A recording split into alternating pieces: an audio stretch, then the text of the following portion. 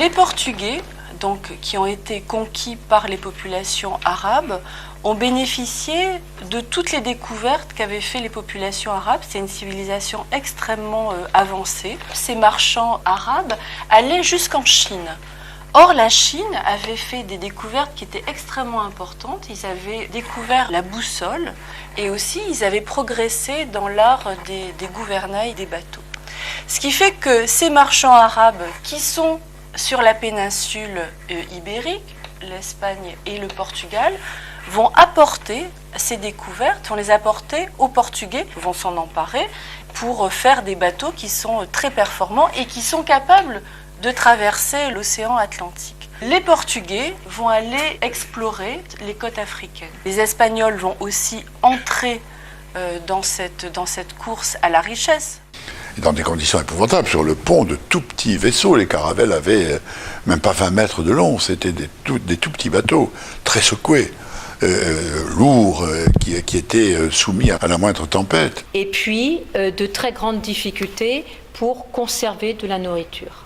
Les navigations étaient très longues, l'eau était mise dans des tonneaux de bois qui la conservaient très mal, donc l'eau avait toujours des vers dedans. La viande et le poisson, la seule possibilité pour les conserver, c'était dans des tonneaux de sel, où il faisait extrêmement chaud à l'intérieur, plus les animaux. L'eau douce qu'on emportait dans les tonneaux était tellement précieuse qu'on ne se lave pas.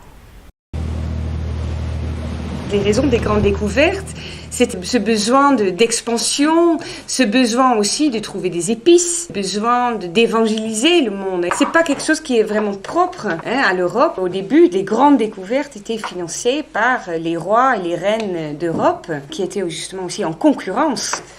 Les grandes découvertes ont permis d'enrichir la cuisine. Ça a changé le monde entier. Au niveau de la pensée, au niveau du commerce, au niveau des échanges. Les populations qui ont, entre guillemets, découvert l'Amérique allaient à l'aventure et opéraient une traversée qui était quelque chose de totalement invraisemblable. Un peu comme aujourd'hui aller sur la Lune.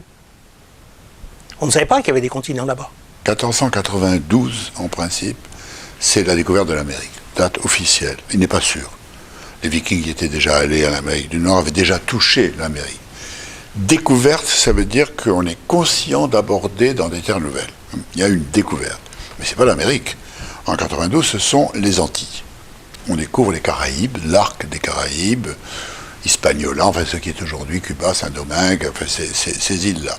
En 92, cet événement extraordinaire qu'a été la rencontre de deux mondes qui s'ignoraient depuis 25 000 ans, et auquel il faudrait, si on voulait le comparer à quelque chose, il faudrait le mettre à côté d'une rencontre avec des extraterrestres. C'était vraiment tout à fait étonnant, pour des deux côtés d'ailleurs. L'étonnement a été réciproque. Christophe Colomb a fait plusieurs voyages, il a touché les côtes du Venezuela, il n'a jamais touché le Mexique, et il a fait plusieurs voyages en ramenant des produits, des indigènes, etc. Et surtout, il cherchait de l'or. C'était la raison majeure de ces expéditions. D'ailleurs, il est l'auteur d'une phrase que je cite souvent, « L'or est une chose excellente, capable d'accomplir beaucoup d'exploits et même de mener des âmes au paradis ».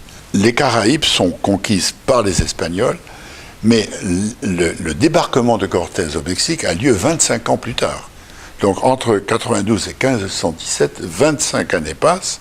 Pendant ces 25 années, ils ont beaucoup navigué dans les mers des Caraïbes, les Espagnols et les Portugais.